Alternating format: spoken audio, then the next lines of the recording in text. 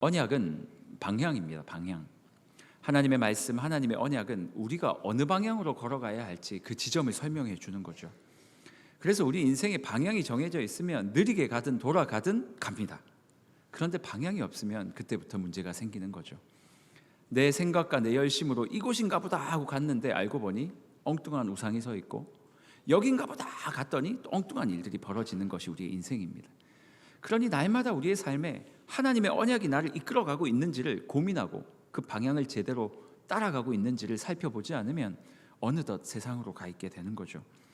우리는 지금 엘리사가 왜 갑자기 엘리야에게 갑절의 영감을 구했냐, 도무지 2배가 필요한 이유가 뭔지에 대한 이야기들을 몇 주간 살펴보고 있습니다.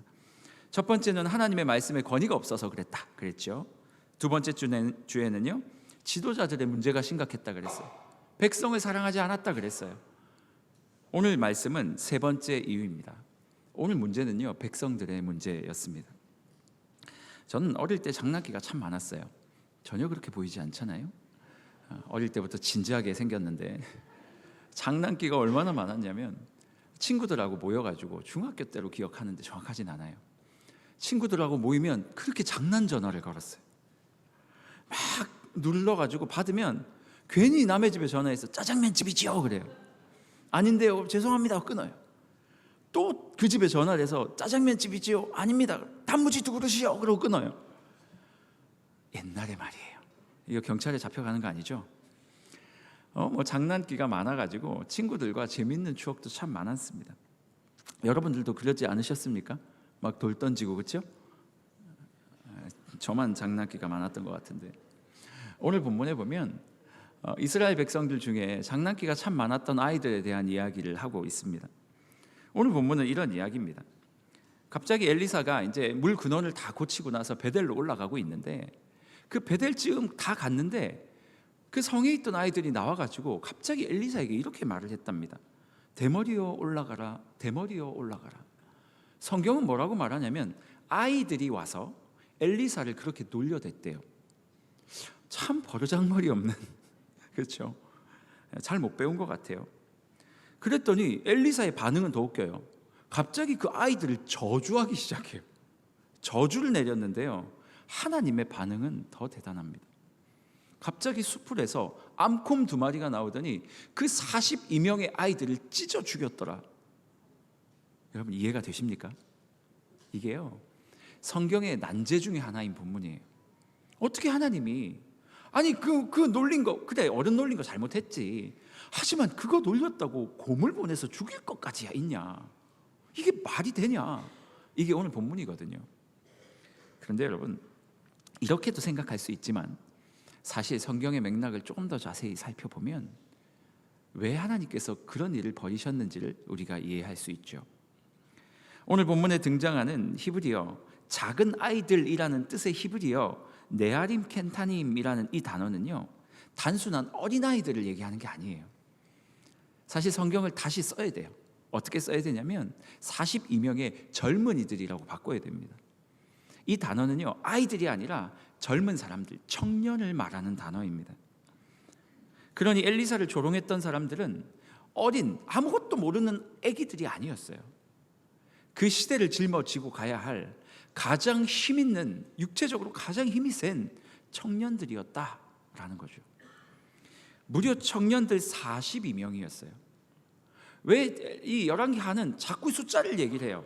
50명의 군사, 50명의 선지 생도들, 42명의 여호와를 조롱했던 자들. 이 40이라는 숫자를 성경에서 가만히 읽어보면요, 누군가를 하나님께서 멸망하실 때, 징계하실 때 나오는 40이라는 숫자가 징계할 때 많이 나온단 말이에요. 그러니까 지금 본문을 어떻게 해석할 수 있냐면 42명의 젊은 남자들이 엘리사를 둘러 앉혀놓고 둘러싸서 그에게 말하는 거예요. 엘리사가 조금 머리숱이 없었던 것 같아요. 엘리사에게 이렇게 말하는 거예요. 대머리여 올라가라, 대머리여 올라가라. 여기서 말하는 조롱이라는 이 뜻도요, 아주 경멸하는 단어예요. 그러니 힘이 있는 42명의 젊은이가 한 선지자를 중간에 두고 그를 경멸하며 조롱하며 말하기를 대머리여 올라가라, 대머리여 올라가라. 여러분 왜 이들이 대머리여 올라가라고 이야기했는 줄 아십니까? 여기서 올라간다는 이 단어는 엘리야가 승천할 때 쓰였던 단어거든요.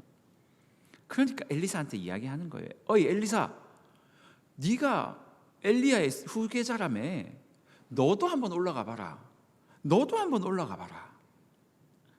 여러분, 엘리야가 승천한 사건은 그냥 하나님이 엘리야를 너무 사랑해가지고 아이고 그 죽음이 얼마나 두려운데 그걸 너 경험시킬 수 없다, 내 사랑 올라오렴 하고 쑥 데리고 올라간 게 아닙니다. 여러분, 지금 그 당시는요, 아합이라는 절대 권력자, 우상 숭배자와 엘리야라는 하나님을 섬기는 선지자 가운데 이 둘의 전쟁이었거든요. 엘리야는 절대 권력자였고 엘리야는 사실 힘없는 사람이었어요. 이 권력자들의 이 두 구도, 왕과 선지자의 전쟁, 이 두 구도를 계속 가져갔던 것이 이 시대였어요. 그런데 여러분, 이 엘리야, 이 아합의 죽음이 굉장히 비참했거든요. 마지막에 이 아합은 전쟁하다가 정말 비참하게 죽습니다. 하나님께서 엘리야를 죽음을 거치지 않고 하늘로 올라가게 하신 이유가 있다는 거죠. 이 시대의 전쟁은요, 늘 신과 신과의 전쟁이었어요. 두 나라가 전쟁을 하면, 지금 만약 미국과 아랍이라면 이렇게 설명하면 안 되겠습니다. 민감할 땐 이런 얘기 안 하는 게 좋습니다. A라는 나라와 B 나라가 전쟁을 한다고 친다면 사람들은 뭐라 생각했냐면 A 나라의 신과 B 나라의 신이 전쟁을 해서 더 강한 신이 이기는 거예요. 우리나라가 이겼다 그러면 우리나라의 신이 더 강한 거예요. 보세요, 아합의 신과 엘리야의 신이 전쟁을 하고 있는 세상이었어요. 하나님은 엘리야를 들어 올리면서 무엇을 말하고 싶었냐면 바라는 거예요.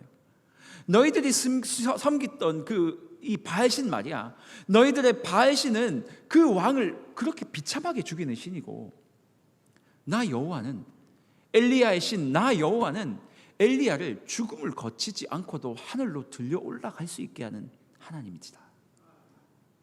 그러니 너희 생각 잘하라는 거예요. 생각 잘하라는 거예요. 지금 계속 하나님은 이 시대에 아합과 엘리야를 비교하며 하나님의 메시지를 자꾸 전달하고 계셨다고요. 근데 문제가 뭐냐면 이 42명의 젊은이들이 문제였어요. 지금 이들이 조롱하는 것은 단순히 엘리야가 아니라 엘리사가 아닙니다. 이 두 사람을 조롱하는 것이 아니라 하나님의 역사를 조롱하고 있는 거였어요. 엘리사야, 대머리야, 올라가라. 너도 갈 수 있으면 한번 올라가 봐라. 갈 수 있으면 올라가 봐라. 하나님?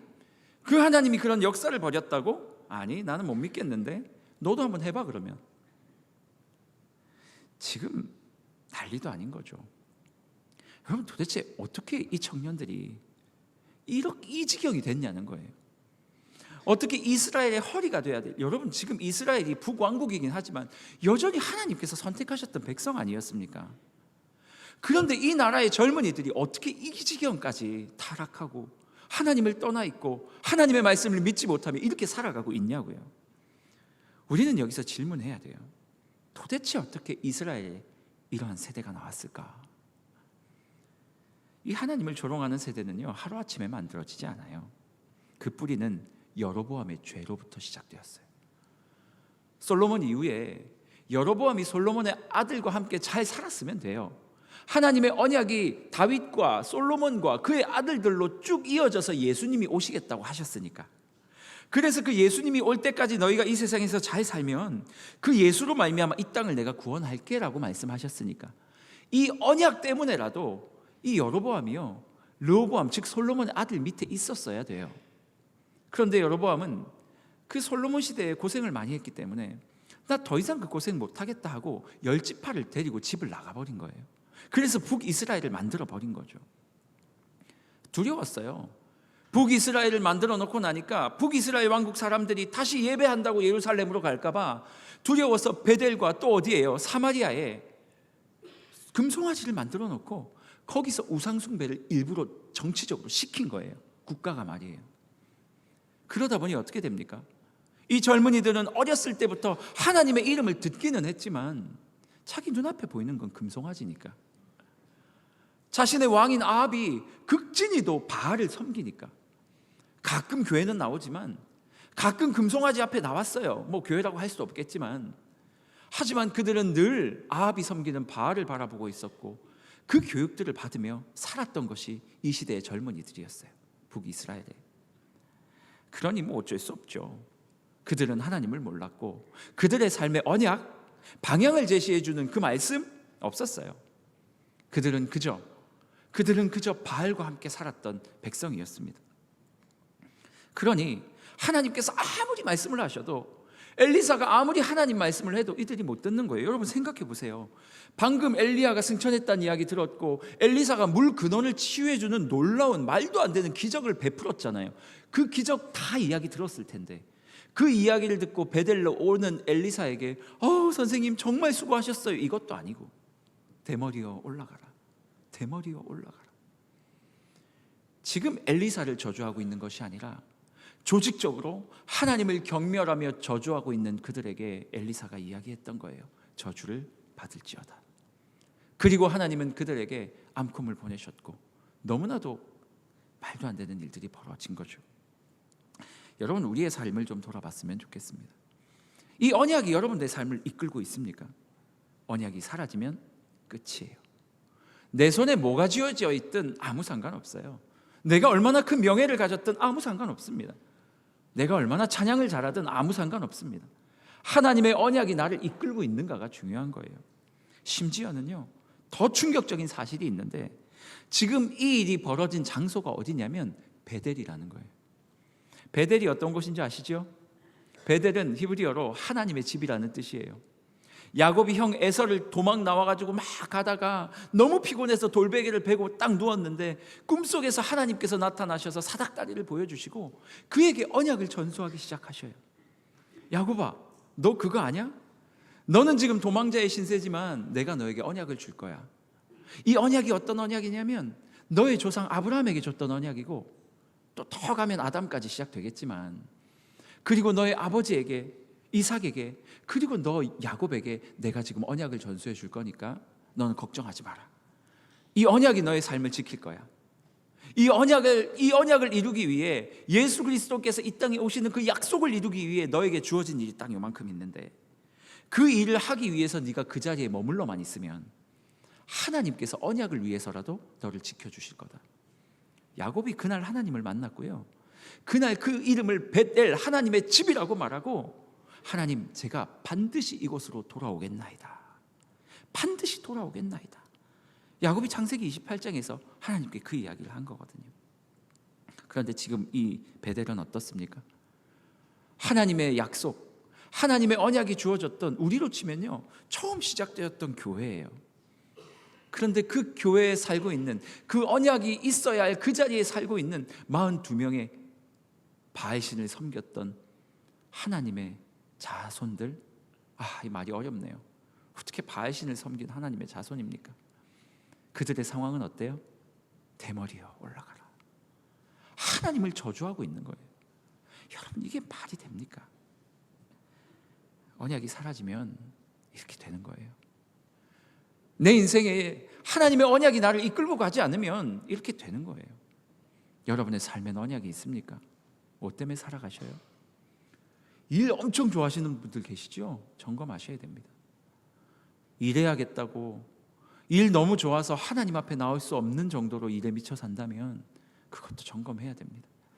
내가 아무리 잘 나가도요, 내 삶에 하나님의 말씀이 없고 언약이 없으면 내 삶은 완전히 허공을 그냥 사는 거예요. 이 언약이 딱 사라지면 공동체도 그렇고 개인도 그렇고요, 여러 가지 변화가 생기기 시작합니다. 언약이 사라진 공동체의 특징 두 가지가 있습니다. 첫 번째, 언약이 사라지면 어떤 일이 벌어지냐?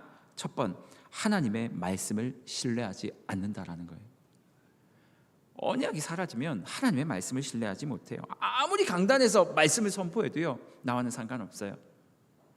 그 말씀, 오늘 은혜 받았다, 툴툴 하면 끝나는 거예요. 엘리야의 제자들이 시체를 그렇게 찾다가 못 찾은 이야기 다 들었을 거거든요. 이 젊은이들이. 아까도 이야기했잖아요. 엘리사가 성읍의 근원의 물을 고쳤던 이야기 다 알았을 거예요. 근데 이 말씀이 나하고는 상관이 없는 거예요. 하나님이 막 우리 권사님들에게 역사하셨던 그 스토리들. 제가 이번 주에요, 신방을 했는데 누구랑 신방을 했는지 말해도 될까요? 우리 전사님 만났거든요. 우리 교회에 50년 계셨다면서요. 전사님 만나가지고 신방을 하고 우리 교회 스토리를 쭉 들었어요. 그 전에도 계속 듣긴 했지만 전도사님의 방향에서 이야기들을 쭉 듣는데요, 기가 막힌 거예요. 와, 하나님께서 이 교회를 이렇게 인도해 오셨구나, 이렇게 인도해 오셨구나. 근데 여러분 그거 아세요? 똑같은 그 시간을 살아도 하나님의 언약 안에 있었던 기적을 경험한 사람이 있고, 바로 옆에서 예배를 드려도 전혀 상관없이 말씀은 같이 듣고 그 시대를 살았으나 하나님과 무관한 삶을 살았던 사람이 있는 거예요. 그런 삶이 있는 거예요. 여러분 어떠셔요? 주일 말씀이 여러분의 삶을 주관하고 있습니까? 혹시 여기서 아멘 하고 돌아가고 그냥 월요일부터 그냥 노멘 하고 살지 않습니까? 말씀과 내가 무슨 상관이 있냐, 뭐 너는 너의 길을, 나는 나의 길을 가리라. 뭐. 유행가가 생각나면 부르겠지만 생각이 안 나서 넘어갑니다. 그런 거 있잖아요. 내 인생은 나의 것, 내 인생은 나의 것. 말씀과 상관없다. 그냥 나는 내 길 가겠다. 혹시 그렇게 살아가지는 않습니까? 내일 아침 말씀이 기억날까요? 사랑하는 여러분, 언약이 나의 삶을 이끌어가지 않으면 내가 아무리 많이 예배를 드려도 아무 의미가 없어요. 반대로 언약이 나의 삶을 이끌면 어떻습니까? 환경이 아무리 어려워도 버티는 거죠. 제가 이야기 많이 했잖아요. 저 에스라 성경대학원 나올 때 그냥 앉아 있는데 오늘 4시 5시까지 등록금이 들어와야 되는데 안 들어오는 거예요. 그래서 하나님께 기도했다니까요. 하나님, 저를 목사로 시키려고 한 거는 주님이시잖아요, 그렇죠? 하나님이 그렇지, 말씀은 안 하셨지만 그러면 하나님, 제가 지금 등록금을 못 내면 목사가 못 되겠네요. 그렇지, 말씀은 안 하셨어요. 저 혼자 독백. 그럼 지금 제 통장에 돈이 없네요. 그러네. 그러면 하나님 돈 주셔야 되겠네요. 그렇지, 안 주시면 안 가요. 그래, 제가요 아주 담대하게 늘 그랬어요. 뭐 안 주시면 하나님 손해지 내 손해냐. 목사로 만들려고 하셨는데 안 주시면 그냥 뭐 어쩔 수 없지. 배짱이에요, 배짱. 이게 다른 것에 근거한 배짱이 아니에요, 여러분. 제가 이 길을 오려고 할 때 하나님께서 저에게 보여주셨던 것들이 있단 말이에요. 하나님의 교회를 위해, 하나님의 나라를 위해 너 한 인생을 내가 쓰고 싶다 하실 때 하나님께서 제 가슴에 주셨던 언약의 말씀이 있단 말이에요. 그러니 제가 하나님 앞에, 죄송해요 이런 표현 좀 건방지게, 하나님 저 못 가면 하나님 손해죠 뭐, 그렇게 말할 수 있는 거예요. 내 마음속에, 내 삶에, 내 중심에 하나님의 언약의 말씀이 있으면 무너지지 않는 거예요. 흔들리지 않아요. 환경이 나를 어떻게 뭐라 그럽니까? 환경 지가 뭐라고? 언약을 가진 백성인데, 내 안에 하나님의 이끄심이 있는데 환경이 뭐라고 나를 죽일 수 있습니까? 죽지 않아요. 언약이 내 안에 있기 때문에 어떤 상황이 벌어져도 언약이 있으면 흔들리지 않습니다. 여러분의 삶에 하나님의 말씀이 있었으면 좋겠어요. 여러분이 거하고 있는 그곳에서 하나님은 하나님의 나라를 만들기 원하셔요. 그리고 여러분이 오늘 만나는 그 사람에게 복음이 증거되길 원하시는 거예요. 그래서 여러분, 웬만하면 예수 믿는 거 밝히셔요. 직장 가서, 요즘에는 직장 가면 예수 믿는다 그러면 약간 왕따 시키는 경향도 있다고 들었어요. 젊은이들 가운데. 밝히세요. 그냥 가서 그냥 기도하시고, 그 대신 예수 믿는 거 밝히려면 부지런해지셔야 돼요. 미리 가서 청소도 좀 하시고 비타500도 좀 사서 드리고 예수 믿는 거 밝히시고, 그러다 보면 하나님께서 여러분의 삶을 통해 하나님의 언약을 이루실 거예요. 언약이 뭐라고요? 복음 증거하는 거거든요. 두 번째, 언약이 사라진 공동체는요, 사랑하지 않아요. 언약이 사라진 공동체는. 지금 보세요. 이 젊은이들이요, 하나님의 말씀을 사랑하고, 사실 생각해 보십시오. 하나님 안에 같이 있었어요. 엘리사가 엄청 고생하고 왔거든요. 지금 엘리사가 엄청 고생하고 왔는데 이 젊은이들이 뭐라고 반응해요? 놀리잖아요. 조롱하잖아요. 제가 여러분 엄청 열심히 막 설교하고 말씀 전하고 막 진이 막 녹초가 돼가지고 빠져서 내려갔는데 막 저한테 와서 사랑이 넘치는, 언약이 넘치는 공동체는 어떻습니까? 하나님의 언약을 그렇게 설교하려고 목사님 애쓰셨네요. 수고하셨어요. 이렇게 되는 거죠. 언약이 없으면 어떻게 돼요? 대머리에 올라가라. 저한테 와가지고 대머리에 올라가라 그러는 거예요. 하나님의 말씀이 있고 언약이 있으면 이 공동체와 나의 삶에 사랑이 넘쳐나는 거예요. 좀 부족해도 어때요? 이 사람도 언약을 선포하는 사람, 언약을 이루어야 될 사람인데 안아주는 거죠. 좀 약하면 어떻습니까? 그냥 안아주는 거예요. 물론 저도 잘 못할 때 많아요. 하지만 하나님의 언약이 우리의 공동체를 이끌어가면 서로 보듬을 거라 믿어요. 어느 날 신방을 하는데 한 성도님이 저한테 그래요. 이런 똑같은 이야기를 너무 많이 들었어요. 목사님, 아니요, 제가 교회 와서 좀 놀랬어요. 그러시는 거예요. 왜요? 그랬더니 세상에 가면 싸우면요, 싸우고 나면 술 한잔 하고 다 풀거든요. 아유 형님 미안합니다. 한잔 하이소. 짠! 짜자라 자자잔. 한 잔 마시고 그냥 몽롱해져가지고 내가 미안했고 뭔 소리 하는지도 모르겠지만 서로 이야기를 하는 거예요. 막 어쩌고 저쩌고 얼굴 빨개져가지고 막 이렇게 하다가 그 술 다 마시고 나면 어떻게 합니까? 이렇게 어깨동무하고 같이 그냥 가는 세월 하면서 가는 거예요. 세상에서는 그렇게 푼대요. 근데 교회는요, 죽어도 안 푼대요. 싸우면 죽어도 안 푼대요. 그러면서 목사님 교회 왔더니 좀 그 모습이 별로였어요. 그래요. 제가 뭐라 그랬어요? 한마디 딱 했죠. 죄송합니다. 그분이 걸려 있는 게 아니라 하나님께서 우리에게 언약을 주시고 우리에게 목표를 정확하게 지정해 주시면요, 사랑을 주셔요. 사랑이 생기면 옆 사람의 부족함을 용납해 주는 거예요. 뭐 좀 어떻습니까? 밥 먹다 좀 흘리면 어때요? 그렇죠? 밥 먹다 좀 흘리면 어떻고, 눈이 좀 찢어질 수 있잖아요.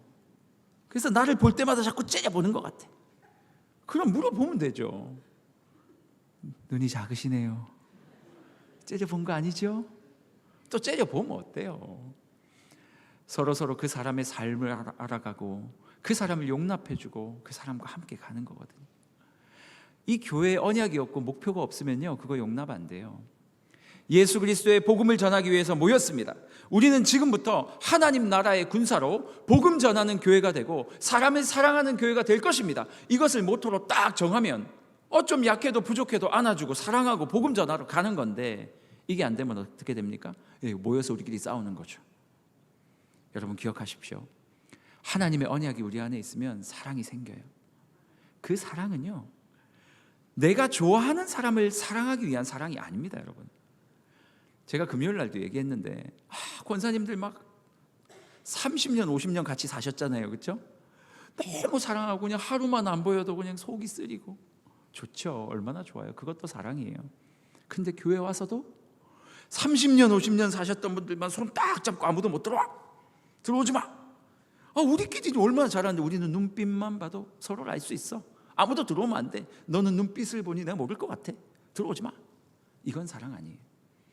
내가 사랑하기 원하는 사람들을 사랑하라고 하나님께서 요청하신 것이 아니라 내가 사랑할 수 없는 사람, 혹 나의 사랑이 필요한 존재에게 사랑을 전해주라고 말씀하시는 것이 하나님께서 우리에게 요구하시는 사랑이에요.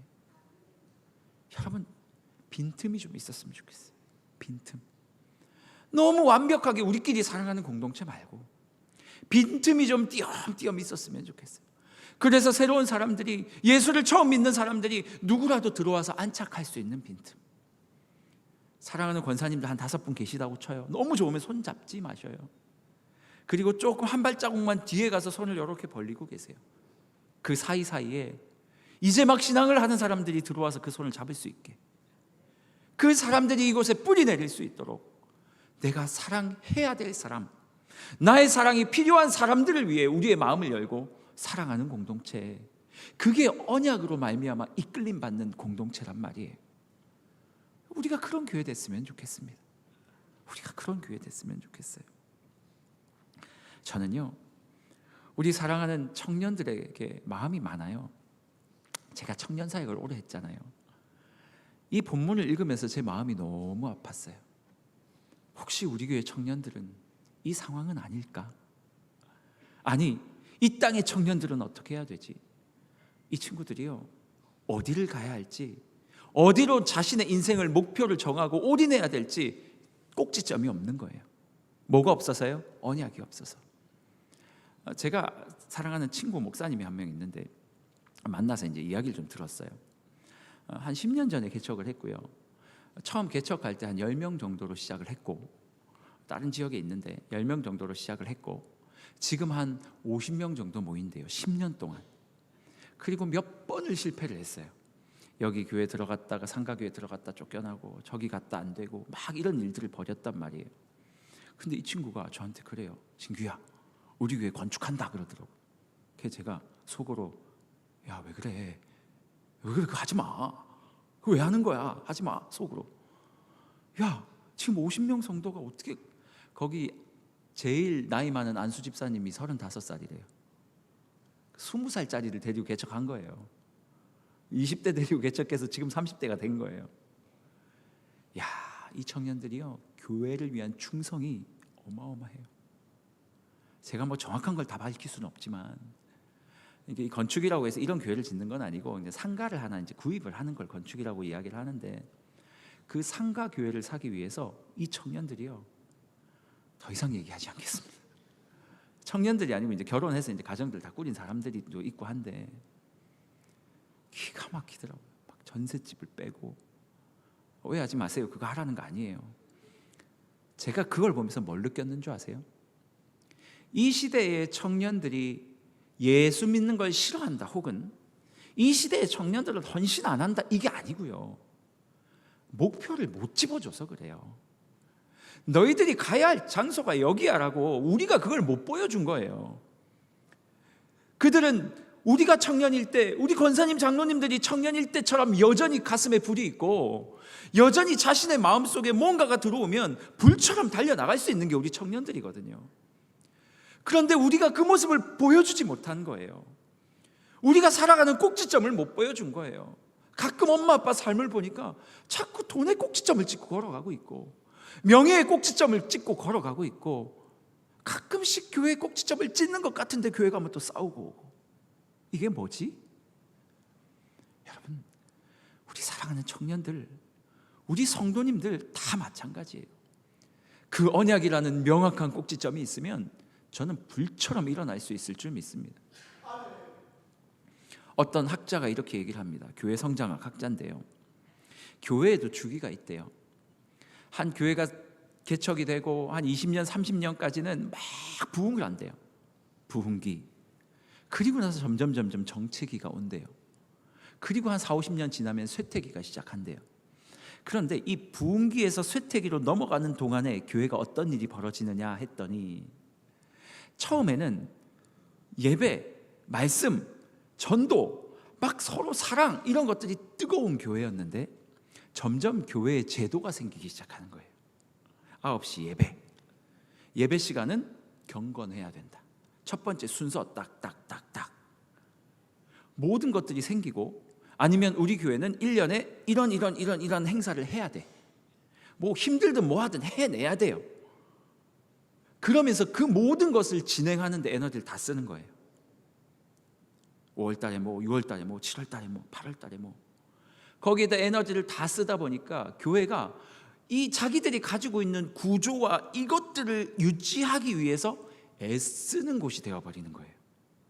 그러니 교회가 딱딱해지죠. 여러분, 뭐 예배 때 어떻습니까? 제가 아침에도 얘기했는데, 이 봉헌함 들고 오시는 분이 찬양을 시작하면 3절이 시작될 때 뒤에서 딱 대기하고 있다가 봉헌함을 이렇게 갖고 와야 돼요. 근데 이분이 깜빡해가지고 봉헌함을 이렇게 들고 왔다고 칩시다. 이렇게 들고 왔어요. 그럼 이제 난리가 나는 거죠. 어디 거룩한 봉헌함을 이렇게 왔냐. 이거는 쇠퇴기에 있는 교회. 여러분, 봉헌함을 이렇게 들든 뭔 상관이냐고. 실수로 그 집사님이 봉헌함 뚜껑만 가지고 왔어요. 어때요? 그렇다고 뭐 봉헌이 안 됩니까? 하나님은 우리를 중심을 보시는데 말이에요.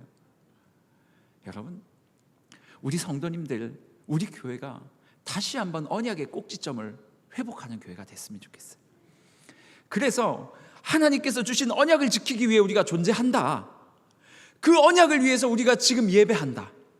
그 언약을 위해서 우리가 사랑한다. 그 언약을 위해서 우리가 교제한다. 내 공허함을 달래기 위함, 내 친한 친구들과 밥 먹기 좋아서 행복하니까 기쁘니까 교제한다가 아니라 하나님의 언약을 위해 교회 안에서도 사람을 만나는 거예요, 여러분. 제가 저 좋아하는 사람만 만났다고 생각해 보세요. 누굴 만나야 되지? 뭐 예를 들어 맨날 저한테 막 밥 싸주고 막 목사님 머리가 멋있어요 그러고 막 목사님 잘생겼어요 그러고 이런 얘기 좀 들어봤으면 좋겠는데 목사님 막 날씬해 보여요 막. 지지난주에 95kg를 찍었거든요. 지금 조금 뺐어요. 그래도 아직도 90대입니다. 목사님 날씬해 보여요. 막 이러는 성도들, 저한테 칭찬하는 성도만 좋아가지고 막 하나님의 언약이고 뭐고 모르겠고 내가 누구를 살펴야 되는지 잘 모르겠고 일단 만나면 즐거운 성도님들, 막 만나면 저를 웃겨주시는 분들, 이런 분들만 좋아가지고 계속 만난다면 그 교회 무슨 능력이 있겠냐고요. 아니에요. 제가 좋아하는 사람을 만나는 게 아니라 저를 지금 필요로 하는 사람을 위해 나의 시간을 내어드리는 거거든요. 여러분들은 왜요? 목사만 그렇게 살아야 됩니까? 우리 권사님, 장로님, 집사님들 마찬가지 아닙니까? 나의 열정과 나의 사랑이 필요한 자들을 찾으라고요. 그 사람들을 위해서 이 틈을 내어주는 거예요. 누가 교회 처음 왔나? 새로운 얼굴이 누가 있나? 너무 막 그래 다가가가지고 처음 왔죠 오늘, 와 새로 보이는 얼굴인데 야 이렇게 하면 도망가고, 그분이 교회에 적응할 수 있도록 자리도 내어드리고 은근히 안부도 물어봐 드리고 관심도 가져다 주고, 혹시 그분이 혼자 밥을 먹는다면 옆자리에 앉아서 밥도 좀 같이 먹어주고, 저는 그게 언약을 위한 사랑이라 생각하고 그게 언약을 위한 하나님께서 우리에게 요구하시는 거라 생각하거든요. 대단한 거 아니에요. 누가 언제 뭐 집 팔아가지고 오라 그럽니까? 선교지로 떠나라 그럽니까?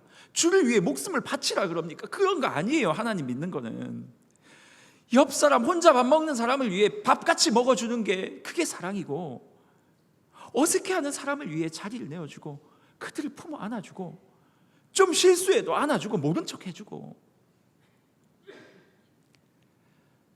하나님의 언약을 꼭지점으로 삼아 걸어가는 사람들은요 그렇게 사는 거예요. 그렇게 살게 돼 있어요. 여러분들의 삶은 어떻습니까? 그러한 교회가 되면 좋겠습니다. 제가 오늘 말씀을 준비하는데 찬양을 한 곡 들었어요. 함께 지어져 가네라는 찬양 혹시 아세요? 우리는 하나님의 자녀, 이 찬양. 그 찬양이 자꾸 생각이 나는 거예요. 그래가지고 유튜브에 들어가가지고 내가 딱 틀었어요. 함께 지어져 가네 엔터 딱 치니까 찬양이 막 나와요. 그 찬양을 막 듣는데 눈을 옆으로 조금 옮겼더니 이 찬양의 이 댓글, 찬양 밑에 댓글이 쫙 달린 걸 봤어요. 근데 한 댓글이 제 마음속에 쑥 들어왔어요.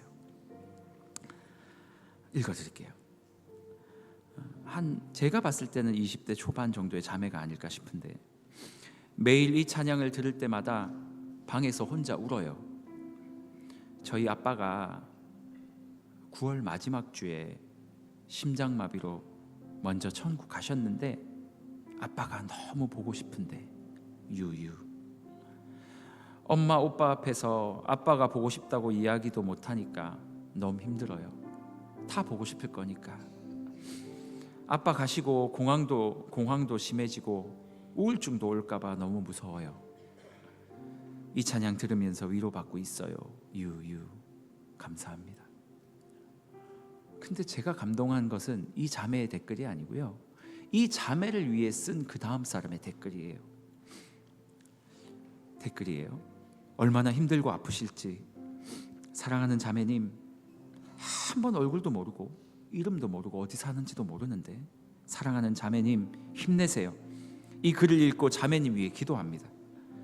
저도 엄마 췌장암으로 천국 보낸 후 공황장애와 우울증으로 힘든 날들을 보냈어요.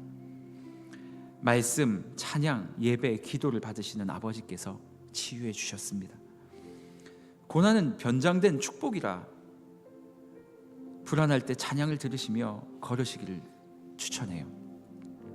매일 우울감이 올라올 때마다 운동화 신고 무조건 밖으로 나가세요. 그래서 1만 보 이상을 걸으세요. 귀에 에어팟 끼고 찬양, 설교, 간증 같은 거 들으시면서 기도하며 걸으시기를 축복합니다. 하나님께서는 자매님을 너무 사랑하시니까 그렇게 믿고 나아가 보시기를 바래요. 저는 이게 교회라고 생각해요. 내가 얼굴도 모르고 내가 그를 위해서 뭘 해줘도 아무것도 못 받아요. 누군 줄 알고요. 하지만 지나치지 않고 그를 위해서 같이 울어주는 거예요.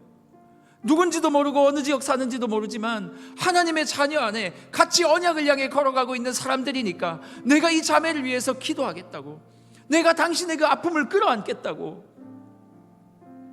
근데 여러분, 옆에 있는 사람이 울고 있을 때 손 뻗어 보셨습니까?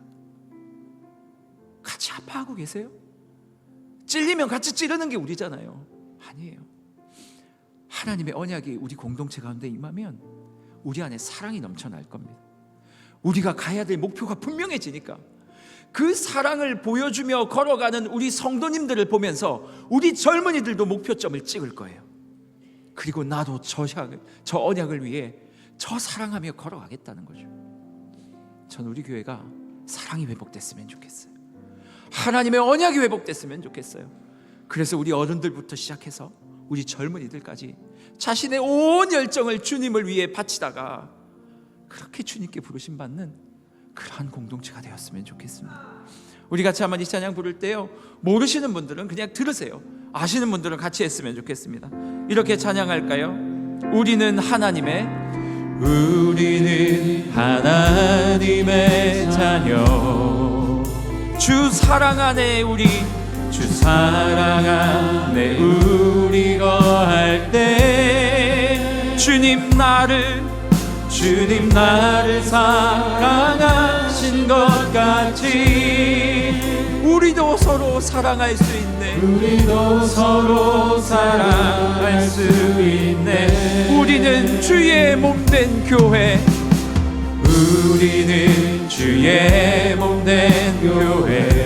모든 지체가 하나 될 때,